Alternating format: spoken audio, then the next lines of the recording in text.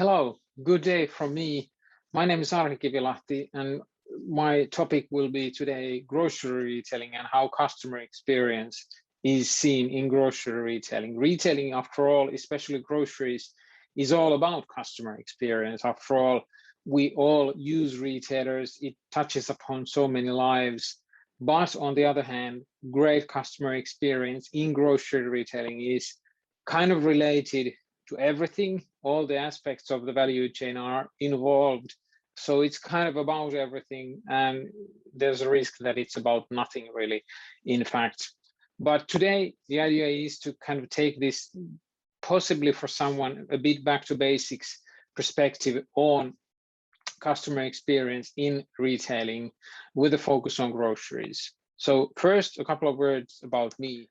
My background is in academia, originally in Helsinki University of Technology, currently known as Aalto University, where I kind of studied on a totally different field, real estate development. However, rather soon I became interested in retailing, real estate, retail concepts, and especially grocery retailing. And over time, I had a chance to spend a year in UK in Oxford, where I then started focusing more on innovation research and especially how within online groceries, online channel has grown, emerged to become a significant part of the market. That was my PhD around how online has emerged in UK in groceries. And then I didn't become a researcher. Instead, I became a consultant. And after a couple of years in Solita, I moved to Kesko, which is the second biggest grocer here in Finland.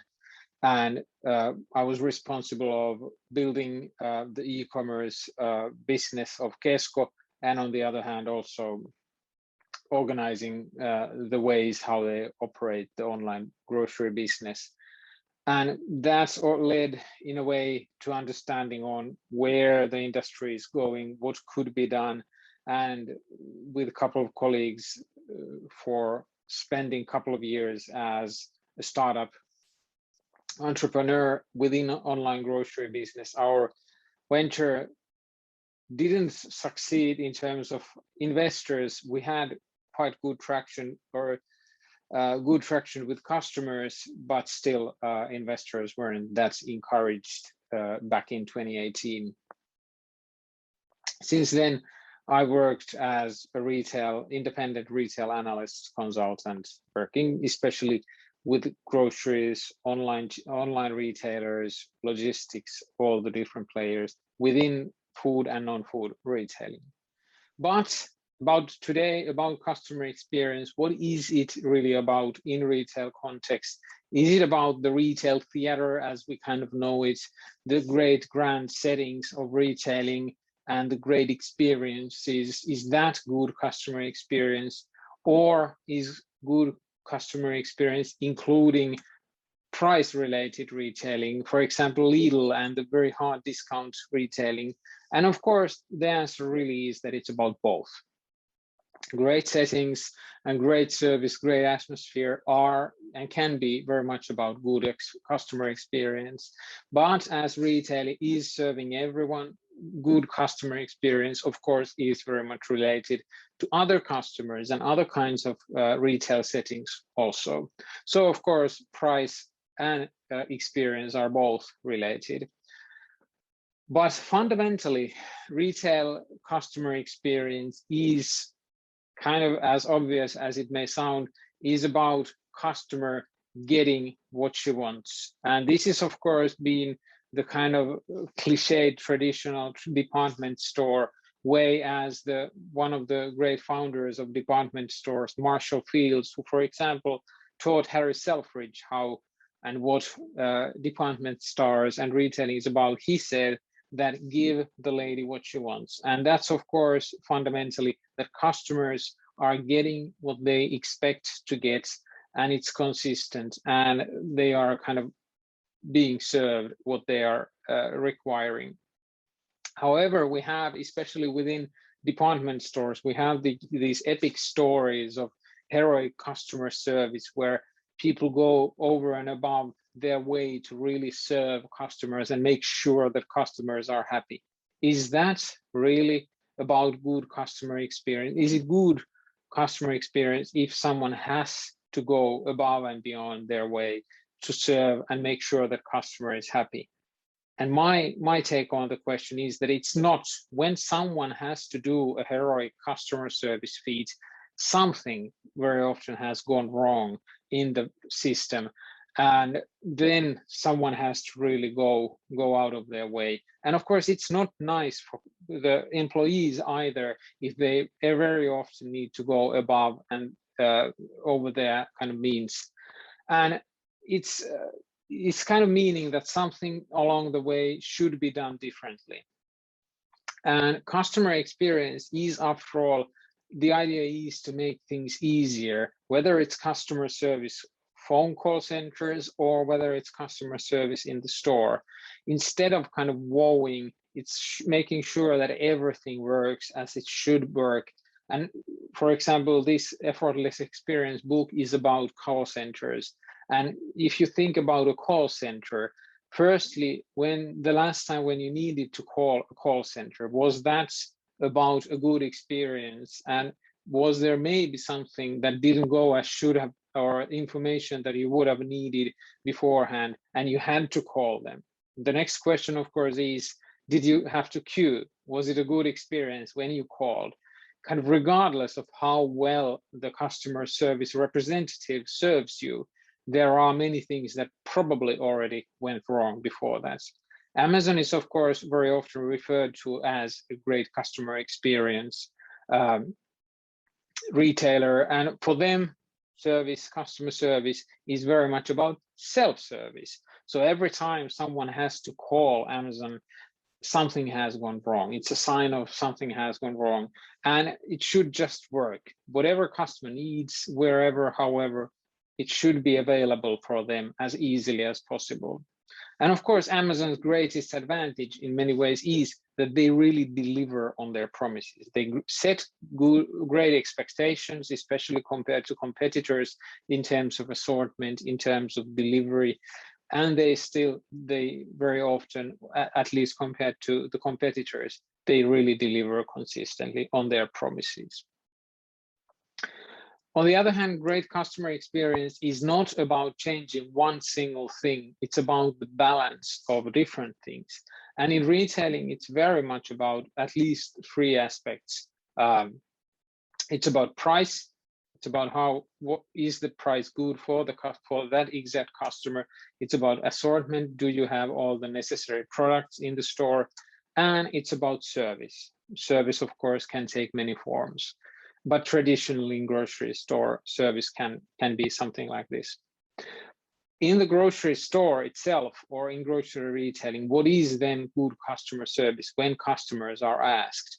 It's very much about the in-store experience. Of course, online grocery is growing rapidly, and it has some different aspects to what is good customer experience, but still with the 80–90% of all groceries sold in the stores, of course, fundamentally, it's about location. Grocery retailing is a location business where the first column should be location, ease of going to the store.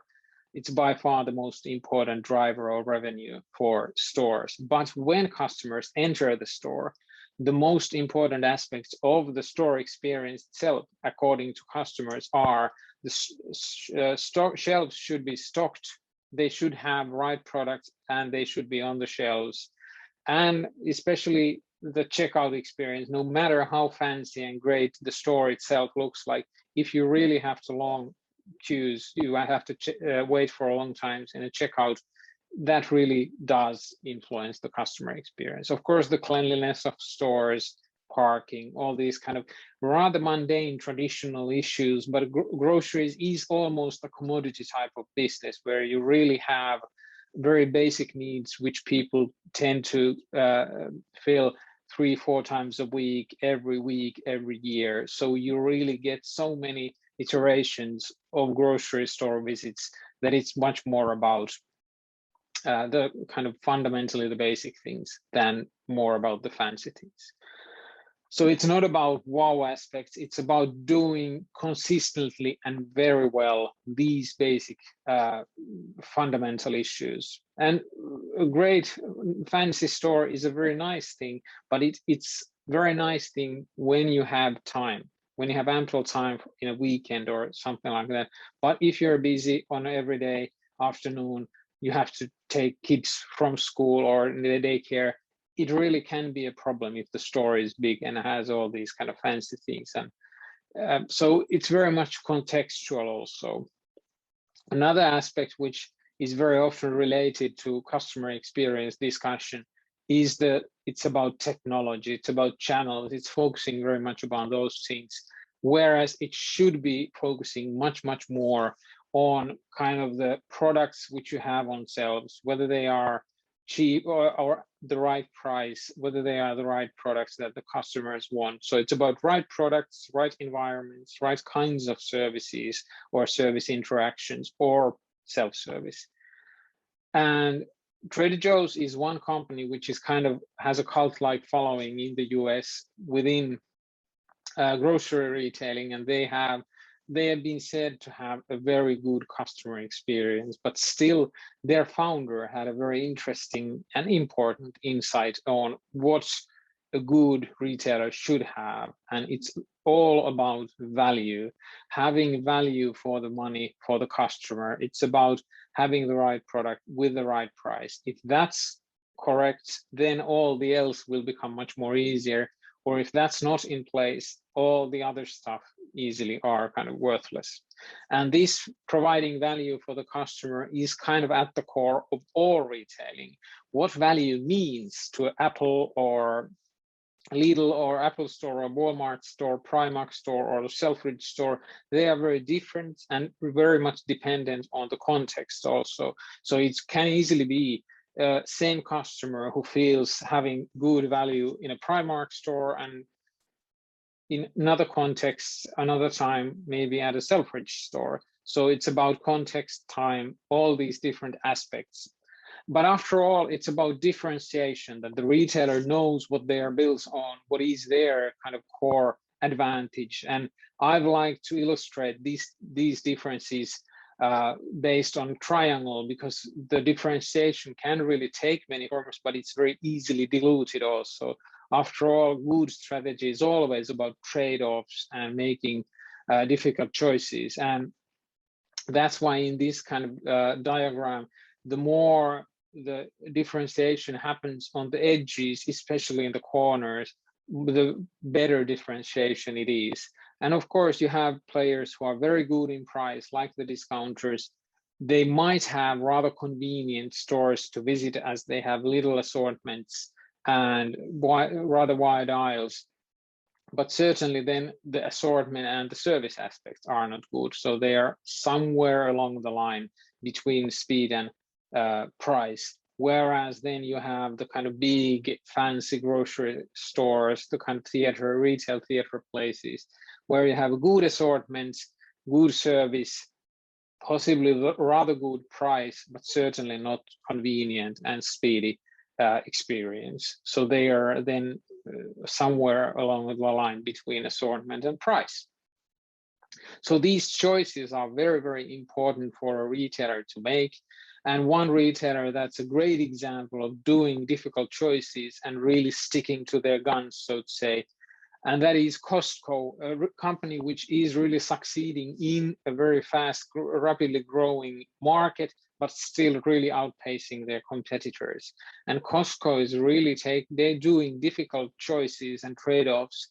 You can't really go to a Costco store if you haven't paid the annual membership fee. They only sell big batches of products. They have a small assortment of products, even though the stores are huge and they have a lot of these different products in the store, but they don't have different kinds of products. They only have roughly 4,000 different products in the store, compared to many stores which have tens of thousands of products. But still, Costco uses these trade-off and these boundaries to really create a very successful business, which has a very good customer experience, for those customers who are coming into the store and really value those things, and they really provide good value for the customer. And that's why the kind of focus on these fundamentals, these differentiation aspects, that's what really makes these kind of old evergreen companies who are managing to succeed decades after other, that's the core for them. Like Jim Collins wrote in his Built to Last book, it's about really understanding and doing consistently the basic fundamentals, not about changing everything all the time. And there is one business model which I really would like to refer to, which is drawn in 1957 by Walt Disney. So he really understood that business is about managing systems and understanding the bigger picture. And he understood that he had all these different touch points with the customers, and he understood to write how these different touch points influence each other and how that creates a better, bigger part. And on the other hand, also that he needs to have this creative talent in the studios to make these great films. And that's how his business really succeeds on the overall. And within retailing, of course, there are probably as many responses as there are people asking what is at the center of retailing. But my, at least, take on this question is what Jim Sinegal, the founder of Costco, really emphasizes, that it's all about customer loyalty. Retailing is a business of building and managing long-term customer relationships. That's really at the fundamental core, creating value for the customer. And that's how great retailers really succeed over decades. And this kind of, one could say that this is this eternal style of retailing, as there are different kinds of fashions come in and go over time. Thank you very much.